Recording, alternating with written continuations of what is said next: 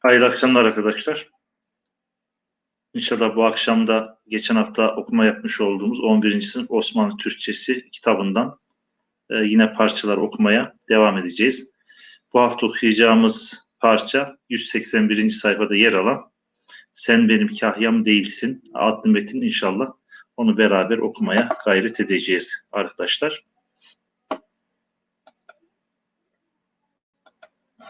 Bu arada kahya kelimesi üzerine biraz duralım arkadaşlar. Kahya kelimesinin kökeni ked huda kelimesi var.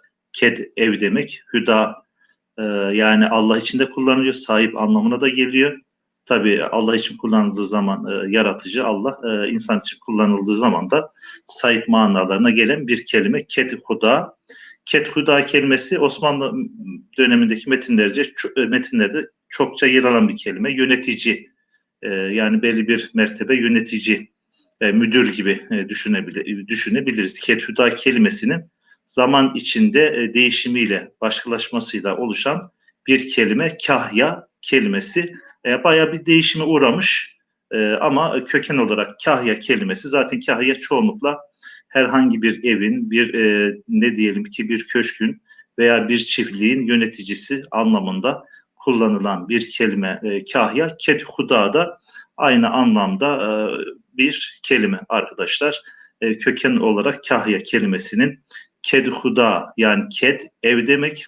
Kedhuda işte ev yöneticisi manasında kullanılan veya belli bir binaya, belli bir sorumluluk alanına bakan kişi anlamında kullanılan bir nedir arkadaşlar?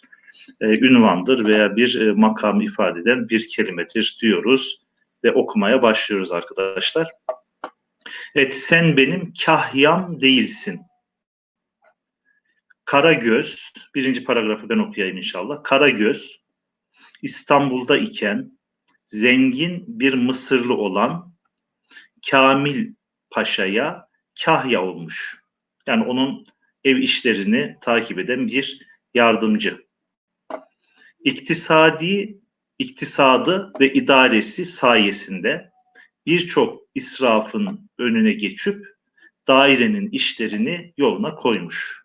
Evet, demek ki Kamil Paşa'nın ne yapıyor? Köşküne bakıyor, oradaki işlerini deruhte ediyor.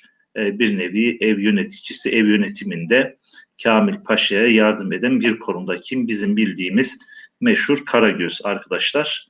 Karagöz her ne kadar bir gölge oyunu kahramanı olsa da Osmanlı'nın son zamanında bir hikaye kahramanı olarak da kitaplarda kendine ne bulmuş? Yer bulmuş.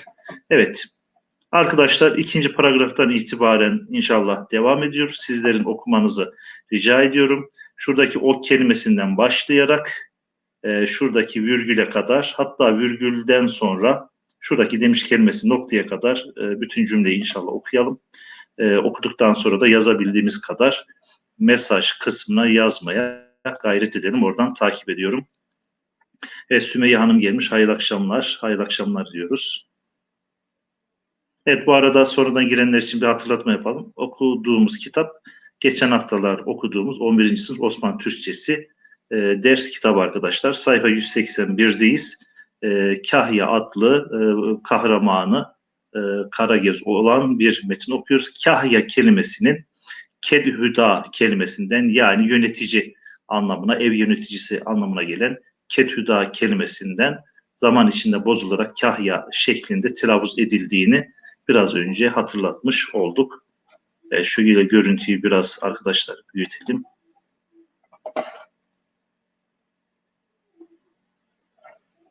Evet, ikinci paragrafı arkadaşlar mesaj kısmında okuyoruz ve yazıyoruz. Bu arada arkadaşlar kelimelerin yazımıyla ilgili veya kökeniyle ilgili aklınıza takılan bazı soruları mesaj kısmında yazarsınız. Bildiğimiz kadarıyla cevap etmeye gayret ederiz arkadaşlar.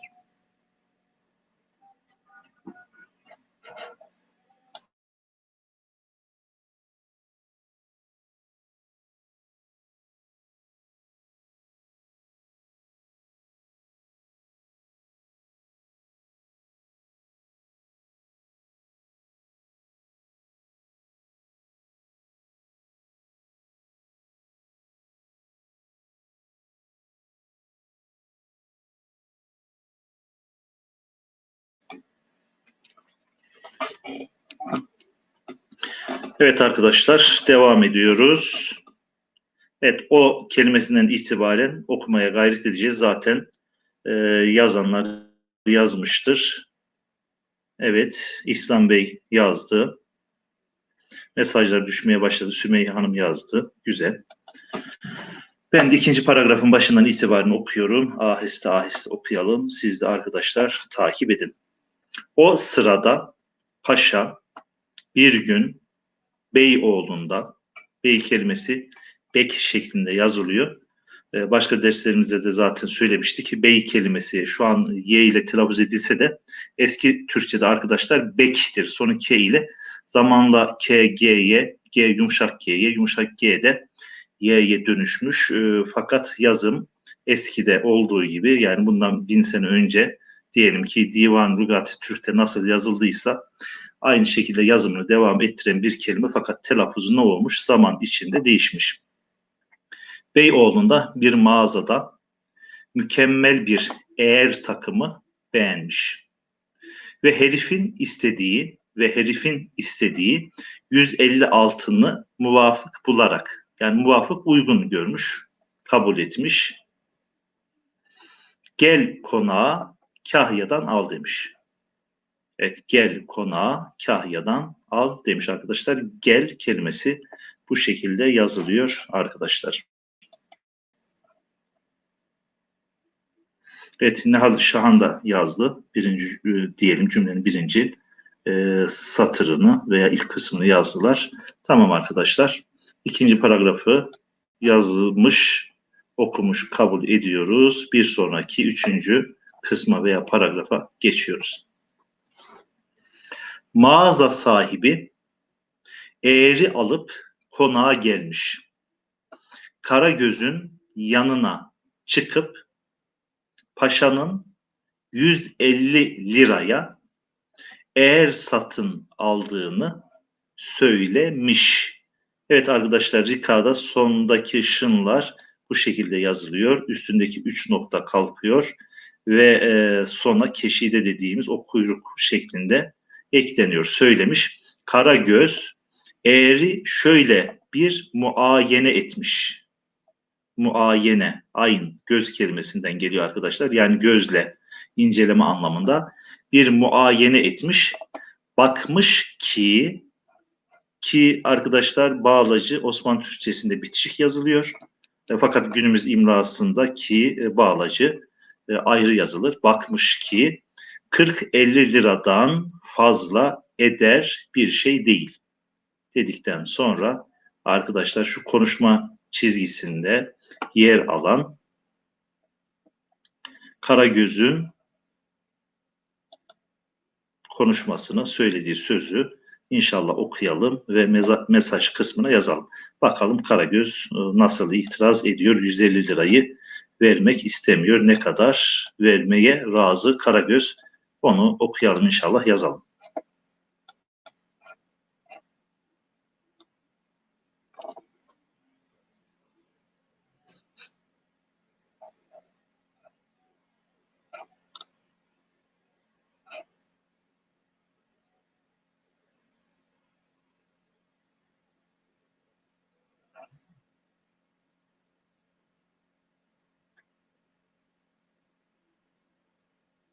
Evet, İlhan Can Batmaz yazdılar. Karagöz ne demiş? Evet, bakalım onun çevirdiği şekliyle okuyalım. Olamaz demiş. Ben buna 150 değil ancak 50 lira veririm. Evet, gayet güzel çeviri. Arkadaşlar beraber şöyle takip ederek okuyalım. Olamaz demiş.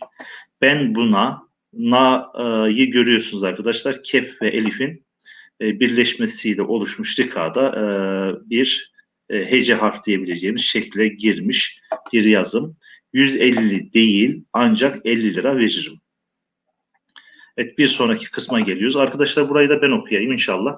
Ondan sonra yine sizin okumanız için belli yerleri işaret edeceğiz. Paşa ile fiyatı kesiştiği için herif tabii razı olmamış. Nihayet ikisi birden paşaya çıkmışlar. Paşa bu işe ısrarın manasız olduğunu, kendisi 150 lirayı kabul ettiği için vermesi lazım geldiğini söyleyince Karagöz dayanamamış diyoruz. Ve arkadaşlar Karagöz'ün sözünü, itirazını 1,5 satır okuyoruz ve mesaj kısmında inşallah yazmaya gayret ediyoruz. Buyurun. Evet, Sümeyye Hocam, diğer satırları da okumazsanız bir de okumaya çalışalım.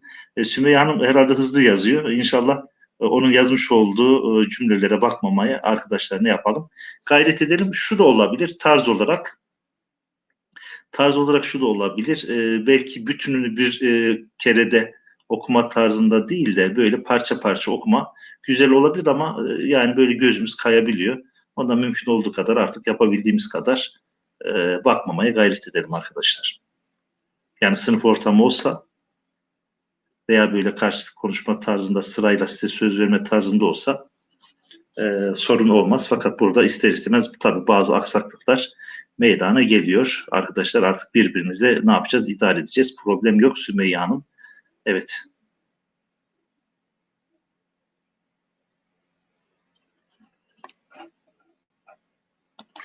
Arkadaşlar bakalım Karagöz'ün Paşa'ya itirazı ne şekilde? Şu konuşma çizgisinden sonra 1,5 satırı bakalım. Kimler yazdı? Ha bu arada siz bir zaman dilimi fark olduğundan dolayı bazen arkadaşlar birebir böyle uyumlu gitmeyebilir. Onun da farkında olalım.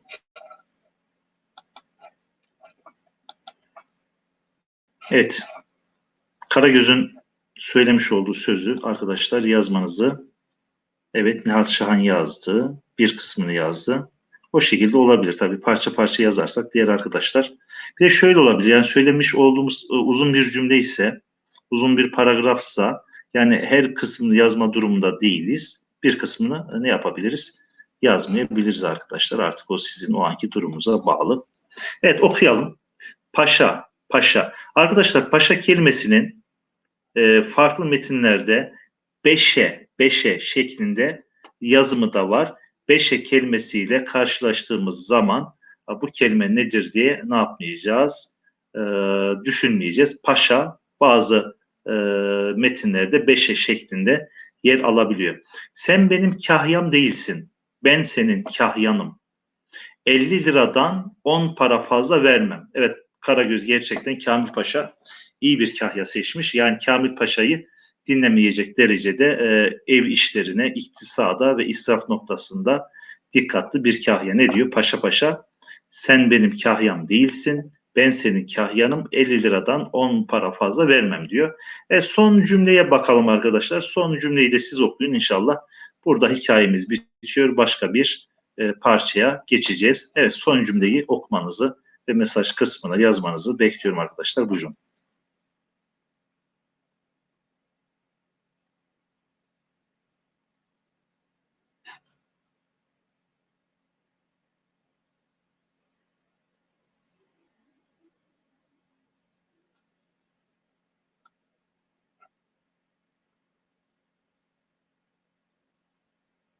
Evet, İlhan Hocam yazmış bir önceki Karagöz'ün itirazı olan cümleyi. Güzel. Şu an sadece son cümledeyiz arkadaşlar.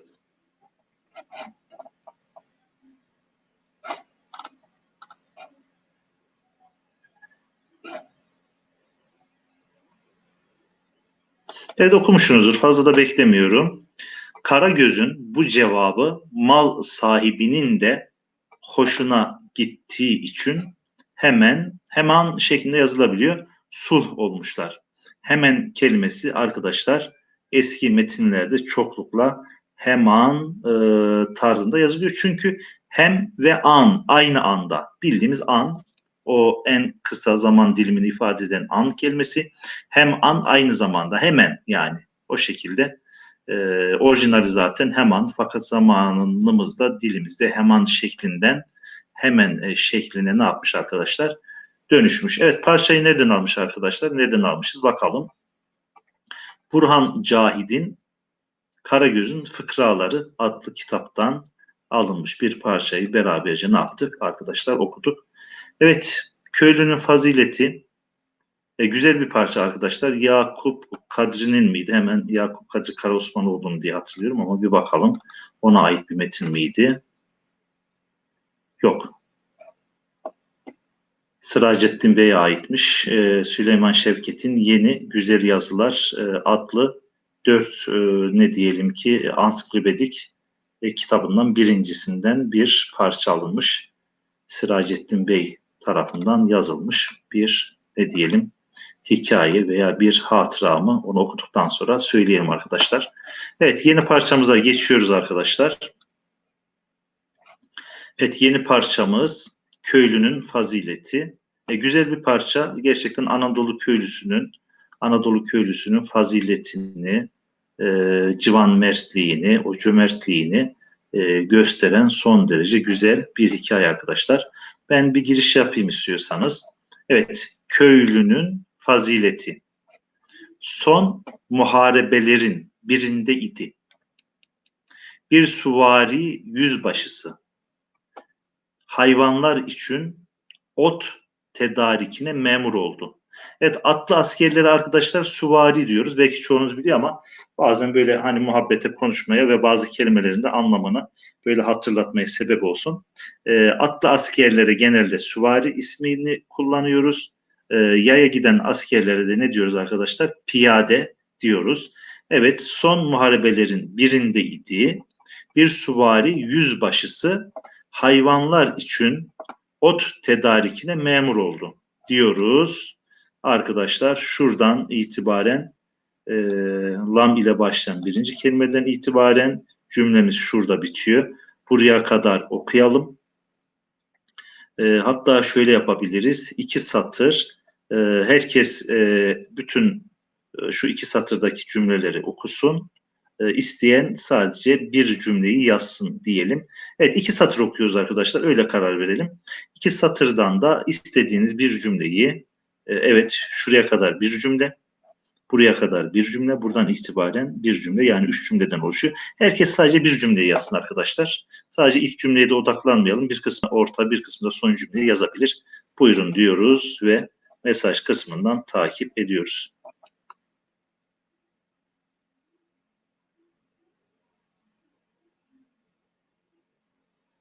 Evet, bu arada Sümeyye Hanım, sizden mesaj kesildi gibi. Son cümleyi siz çevirin. Sizden bekliyorum. Buyurun.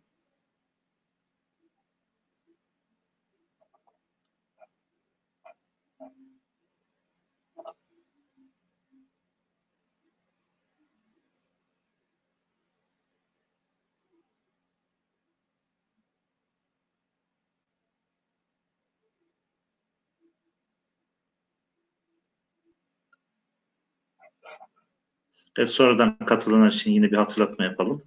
Okuduğumuz kitap, geçen haftalarda başlamış olduğumuz Osmanlı Türkçesi, 11. sınıfa ait Osmanlı Türkçesi kitap arkadaşlar, sayfamızda e, yüklü, linkten girip kitabını yapabilirsiniz, indirebilirsiniz.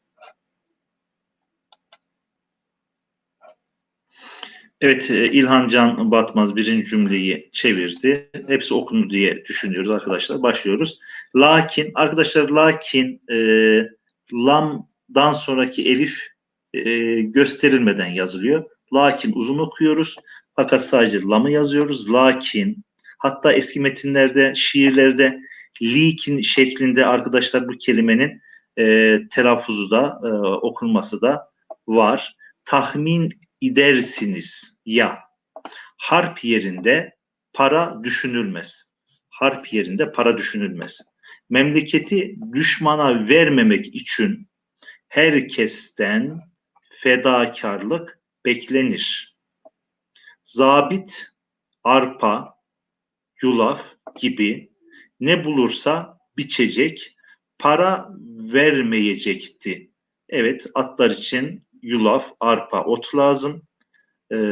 Bir görevli yüzbaşı, süvari yüzbaşı atlar için yiyecek bulmak amacıyla köylere doğru açılıyor. Bakalım kimle karşılaşacak, nasıl bir muameleye muhatap olacak arkadaşlar diyoruz.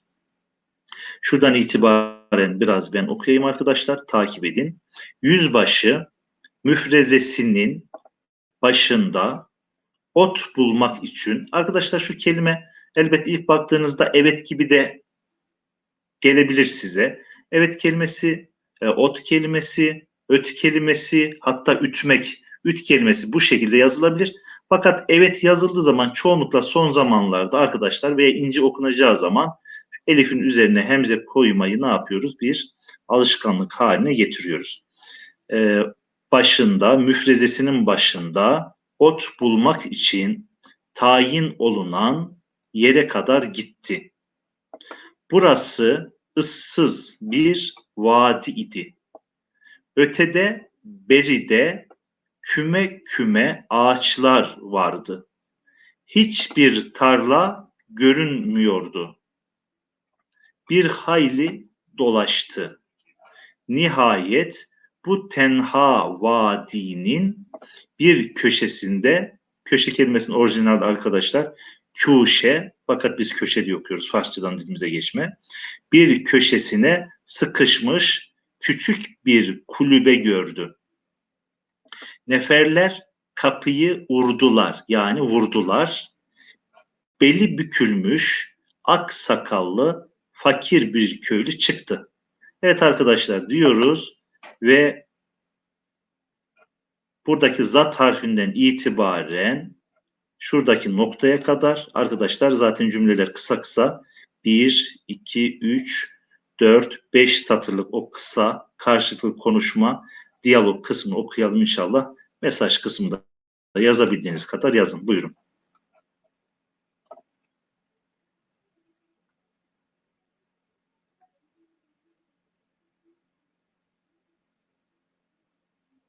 Evet arkadaşlar mesaj akışı biraz yavaşladı gibi. Şöyle mesajlar akarsa şöyle biz de gayrete geliriz. Hani eskilerin bir sözü var ya marifet iltifatı tabidir. Şöyle iletişimimizi inşallah biraz arttıralım. Mesajlarımız şöyle biraz mesaj kısmında aksın arkadaşlar. Evet zat harfiyle başlayan kısımdan itibaren yani şuradan itibaren buraya kadar arkadaşlar okuyoruz. Okuduktan sonra istediğimiz herhangi bir cümleyi veya kelimeyi ne yapabiliriz? Yazabiliriz. Dediğim gibi herhangi bir kelimeyle, herhangi bir yazımla ilgili sorular sorabilirsiniz arkadaşlar. Düzenli bir şekilde mesaj kısmını takip ediyorum. Cevap vermeye gayret ederim.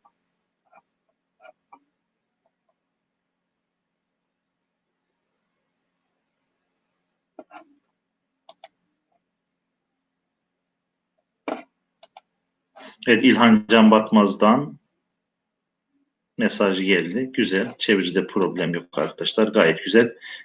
Hat güzel. Tabii matbu bir rika. Artık gözlerimizde alıştı. O noktadan çok sıkıntı yaşamayız diye düşünüyoruz. Zaten çok da yaşamıyorsunuz. Evet okuyorum arkadaşlar. Zabit emretti. Zabit, zapt kelimesinden geliyor arkadaşlar. İsmi fail. Zabit emr itti. Haydi baba dedi. Hayvanlarım için ot keseceğim. Bana bir tarla göster. İhtiyar peki cevabını verdi. Diyoruz arkadaşlar. Şuradaki sin kelimesiyle başlayan şöyle biraz ortalayalım. Yerden başlayalım. Şu noktaya kadar arkadaşlar devam edelim. Kısa 3 satırlık bir kısım var. Burayı inşallah okuyalım. Buyurun.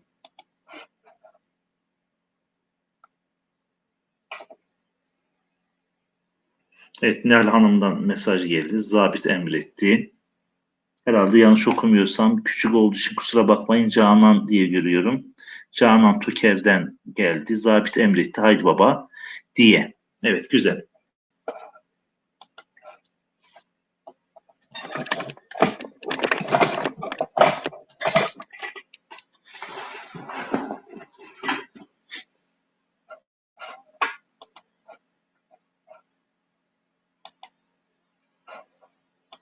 Biraz yazıyı büyütelim arkadaşlar inşallah.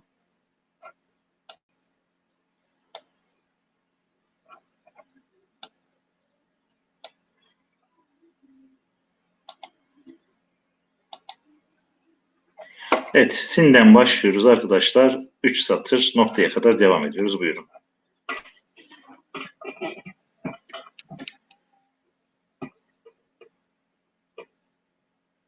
İlhan Bey yazdı. Tamam, güzel okundu. Süvarilerin önüne düştü. Ön kelimesi arkadaşlar kafi nuni ile geniz nesiyle yazılır. Bir, evet arkadaşlar şunu kim ne okudu bakıyorum merak ettim. Bir nokta nokta yürüdüler. Evet okuyanlar var mı bakalım. Evet arkadaşlar özellikle o kelimeyi şu an işaret edeceğim. Kim doğru okuyacak bakıyorum arkadaşlar. Şu kelimeyi arkadaşlar okuyoruz, anlamlandırıyoruz. Ne yazıyor günümüz Türkçesinde şu an nasıl telaffuz ediyoruz? Az çok Rika'ya alıştınız, gözünüz alıştı. O noktada problem yok ama yani bazı kelimelerin etimolojisi üzerinde ne yapabiliriz? Durabiliriz arkadaşlar. Şu kelimeyi bir kelimesiyle yürüdüler kelimesi arasında yer alan günümüzdeki telaffuzuyla yazımı farklılık gösteren arkadaşlar kelimeyi okumanızı rica ediyorum.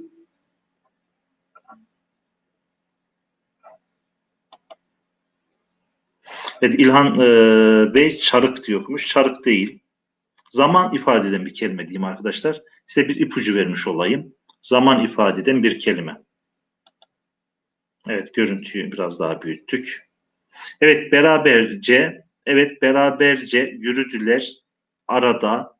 Evet Canan Hanım yazmış çarık değil. Arkadaşlar zaman ifade eden bir kelime diyorum. Aslında Farsça kökenli. 2 tane rakamdan oluşuyor.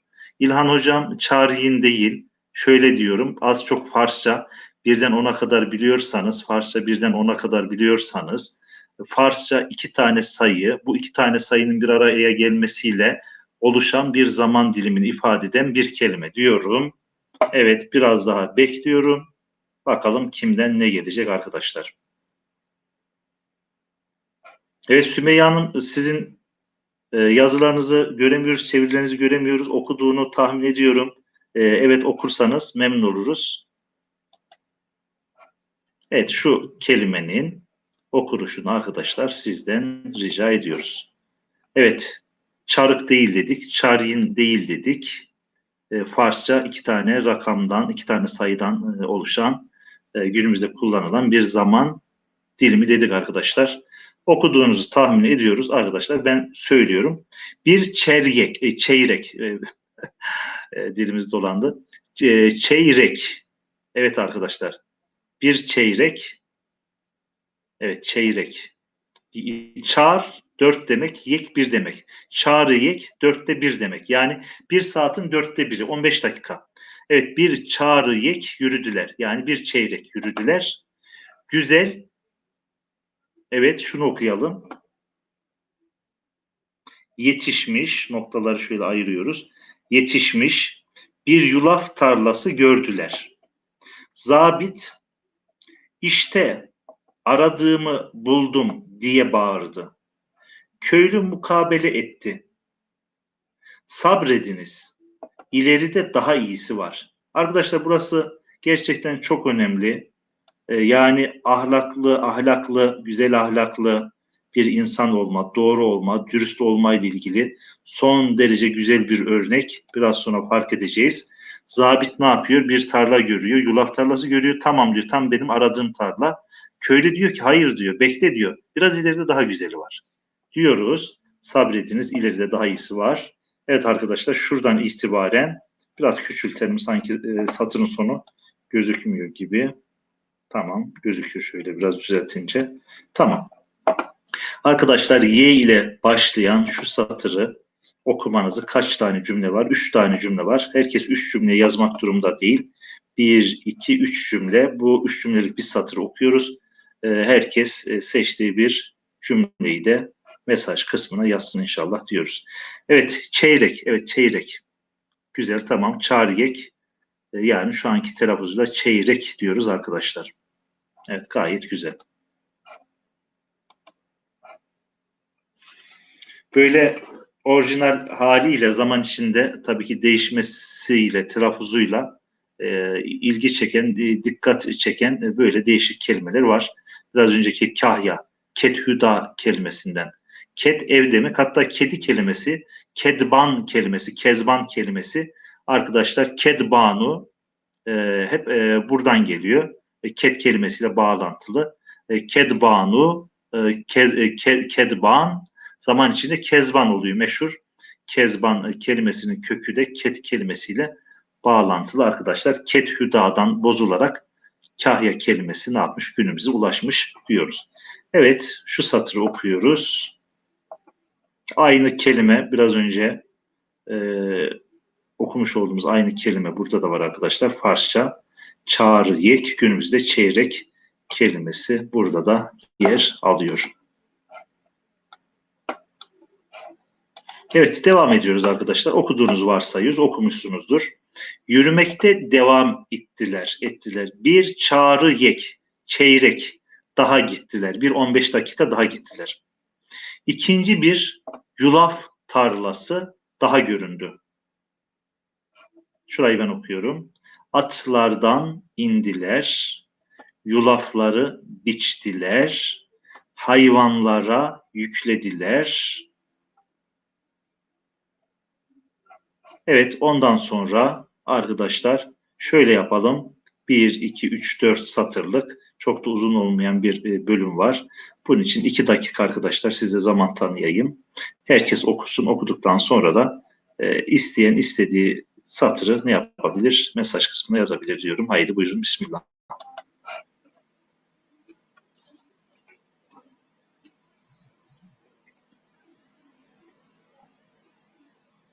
Evet, zaman çabuk geçmiş arkadaşlar. Yaklaşık 10 dakikamız kalmış. Evet, 35 dakika zaman geçmiş. 10 dakikamız kalmış bu arada. Bundan sonra da kısa bir metin okuyalım. Bir şiir inşallah. Uzun bir metin olmasın.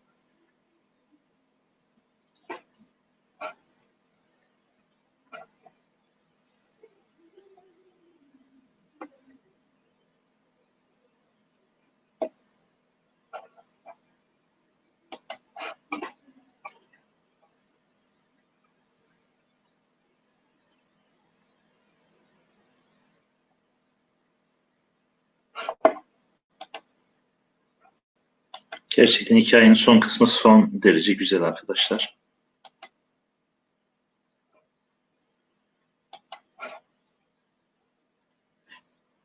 Evet, okumaya başlıyorum. O zaman yüzbaşı ihtiyara dedi ki, baba bizi beyhude yordun, boş yere yordun. Evvelki tarla daha güzeldi, evvelki tarla daha güzeldi. İhtiyar, evet yüzbaşım dedi. O tarla güzeldi. Fakat ne yapayım ki benim değildi.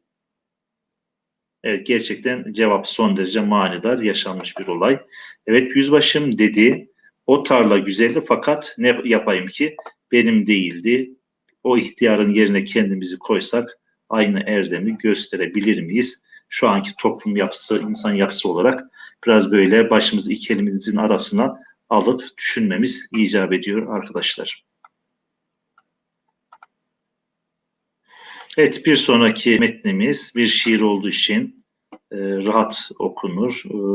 Kalan zamanımızda bizi idare eder diyoruz arkadaşlar. Anadolu Toprağı adlı Orhan Seyfi Orhan'a ait bir şiir var. İnşallah onu okumaya gayret edelim. Bunu şöyle okuyalım arkadaşlar. Dörtlük okuyalım. Dörtlük. Şu an birinci dörtlüğü inşallah herkes okumaya gayret etsin. Herkes bütün dörtlüğün bütün dizelerini yazmak zorunda değil. Bir dizesini yazsak kifayet eder diye düşünüyorum. İlhan Can Batmaz hocam Yunus Emre Enstitüsü'nde Osmanlıca kursları devam ediyor muydu acaba? İlhan hocam bu hafta 3. dönem başladı. Bu hafta sınıflar oluşturuldu. Bir kısım öğrencilere, kursiyerlere diyelim mesaj gitmiştir. Bir kısım kursiyerlere de mesaj gitmek üzeredir. Bir kısım kursiyerler de başvurmuş olduğu bölgedeki sınıfta olmadıysa bir süre sonra sınıfta olunca kendisine mesaj gelecektir diyoruz. Yani başlayan dünden itibaren başlayan kurslar var ama hepsi bir anda başlamıyor. Yani bir hafta veya 2 haftalık bir zaman dilimi içinde başlıyor. Yani sınıfta oldukça, hocalar tayin oldukça e-mail üzerinden veya WhatsApp üzerinden kursiyerlere yazı gidiyor, mesaj gidiyor. Evet İhsan Hocam, biz şiire geçtik ama sizden bir önceki hikayeyle ilgili böyle çeviriler daha yeni gelmeye başladı. Evet, Havva Çubukçu derse dahil oldular. Yanlış hatırlamıyorsam Havva Hanım daha önceden Sivas'taki Osmanlıca kurslarında sanki isim hiç yabancı değil. Oradan ismi hatırlıyorum gibi. Yani benim sınıfımdaki kursiyerlerdendi diye hatırlıyorum. Yanlış hatırlamıyorsam. Hoş geldiniz bu arada. Evet okuyoruz arkadaşlar. 7. metin. Anadolu toprağı senelerce sana hasret taşıyan bir gönülle. Arkadaşlar gönül kelimesi geniz n'siyle telaffuz ediliyor. Hala kırsalda hani şu an biz belki İstanbul Türkçesine uyarak gönül diyoruz ama hala Anadolu Türkçesinde kırsalda genizden çıkan birine gönül, bir gönülle kollarına atılsam, ben de bir gün kucağında yaşayan bahtiyarlar arasına katılsam. Evet, ikinci dörtlüğe geçiyoruz arkadaşlar. Evet, ikinci dörtlüğümüz Elif ile başlayan, buradan başlayıp burada biten dörtlüğümüz arkadaşlar. Onu okuyalım. Herkes bir dizesini yazsa kifayet eder, buyurun.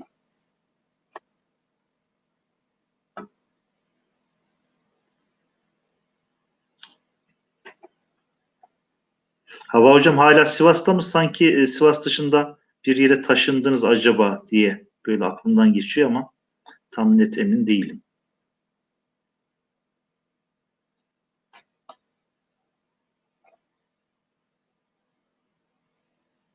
Evet İhsan hocam, Çağrı'ya daha gittiler. Tam 4 dakika önceki parçadan çevirdiğiniz yeni geliyor.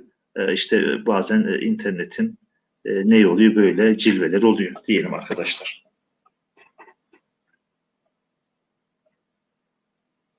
Evet İlhan Can birinci dizeyi okudu. Evet Havva Hanım Ordu'da. Evet tamam. Ordulara selam olsun diyelim. Sanki hatırlıyorum yani bir şehire taşınma durumu vardı. Ama en azından o kısmı hatırlamışız. Evet Sümeyye Hanım'dan mesaj düştü yaklaşık 15 dakika sonra. Güzel. Evet okuyorum arkadaşlar. En bakımsız, en kuytu bir bucağın bence İrem bağı gibi güzeldir. İrem arkadaşlar kızlarımıza da isim olarak koyuyoruz. Fakat İrem genelde şey olarak cennetin bir katı ve cennetin bir ismi olarak değerlendirilir. Fakat Şeddat adlı geçmiş zamanda yaşayan bir zalimin, zamanın peygamberine isyan eden bir zalimin, işte senin Rabbin sana böyle bir cennet bahçesinden bahsediyor. O senin bahsettiğin cennet bahçesini işte Mısır'dan Nil Nehri kenarında ben de yaparım diye yapıyor. Onun tasvirine uygun bir bahçe yapıyor. O bahçenin adına da İrem Bağı deniliyor arkadaşlar. Oradan yani yeryüzünde cennete öykünerek ona benzetilerek yapılan, Şeddat tarafından yapılan bir bahçenin adı. Yoksa cennette irtibatlı değil. Bence İrem Bağı gibi güzeldir. Bir yıkılmış evin, harap ocağın, şu heybetli saraylara bedeldir diyoruz. Dördüncü arkadaşlar bölüme, kıtaya geçiyoruz. Buyurun. Havva Hanım 10 değil de 10 normal neyle yazılıyor? Bu evin. Evin diye okuyoruz veya ön diye okuyoruz. Fakat 10 diye okuyamıyoruz. 10 kelimesi normal ne ile yazılıyor? Keşke programın böyle yazma özelliği olsaydı da bu PDF üzerinde yazma etkinliği de yapsaydık arkadaşlar. Şu ön diye okunabilir veya evin diye okunabilir. Burada tabii ki cümlenin gelişine göre bir yıkılmış evin, harap ocağın şu heybetli saraylara bedeldir diyor. Onun olması için şunun normal ne olması lazım? Evet, şu bölümü okuyoruz arkadaşlar. Buyurun.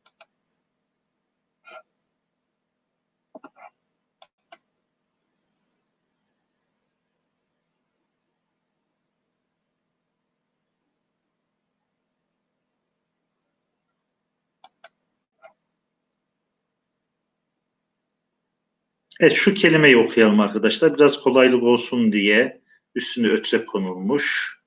Hürüm okuyorum. Hürüm derim. Eskisinden daha hür.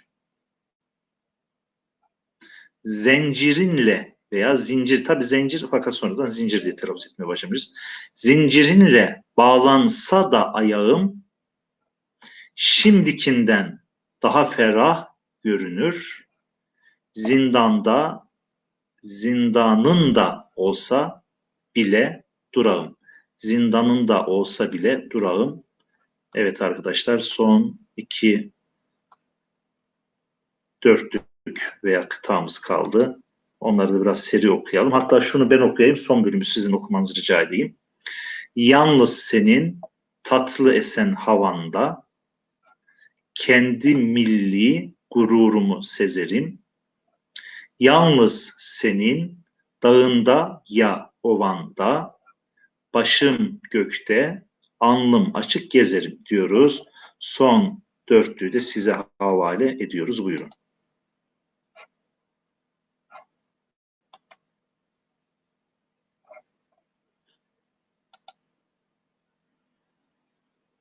Evet arkadaşlar, son dörtlükteyiz. Son dörtlüğü de okumanızı rica ediyoruz. Evet, yine dersin sonuna doğru geldik. Bir salı günü. İnşallah önümüzdeki hafta yeni bir kitapla, aslında bundan başka farklı bir kitap da vardı. Yani farklı böyle kitaplar da var. Onları da okumak istiyorum. Aslında bir Nasrettin Hoca fıkrası vardı. Fakat serisini indiremedim veya bulamadım. Serisini bulursam, çünkü 10-15 dakikada okunabilecek bir kitaptı. Fakat kitabın özelliği şuydu. Azeri Türkçesiyle yazılmış. Osmanlıca metin aynı. İslam harfleriyle yazılmış. Tebriz'de basılmış Azeri Türkçesiyle bir metin. Böyle farklı farklı İslam coğrafyasının farklı yerlerinde yine İslam harfleri kullanılarak, tabii biz Osmanlı coğrafyasında İslam harfleri kullanıldığı zaman adına Osmanlı Türkçesi diyoruz, Osmanlı alfabesi diyoruz. Fakat bu alfabe şu an bile günümüzde İslam alfabesi, Osmanlı alfabesi dediğimiz bizim kendi coğrafyamıza nispetle Uygur bölgesinde, Çin'de kullanılıyor arkadaşlar. İran'da kullanılıyor. Ondan sonra Irak'ta, Suriye'deki Türkler tarafından kullanılıyor.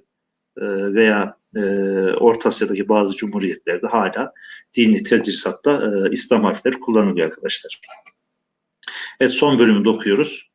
Bir gün olup kucağına ulaşsam, gözlerimden döksem sevinç yaşını. Demek ki gurbette bir gün olup kucağına ulaşsam, gözlerimden döksem sevinç yaşını, sancağının gölgesinde dolaşsam, öpsem toprağını taşını. Kim söylemiş? Orhan Seyfi Bey. Orhan söylemiş. Hangi kitaptan? Süleyman Şevket'in Yeni Güzel Yazılar bir adlı kitabından alınmış bir şiir okuduk arkadaşlar. Evet arkadaşlar, yine bir dersin sonuna geldik. İnşallah önümüzdeki hafta yeni bir derste, yeni bir kitapla buluşmak üzere. İnşallah Allah'a emanet olun diyorum. Hayırlı akşamlarınız olsun.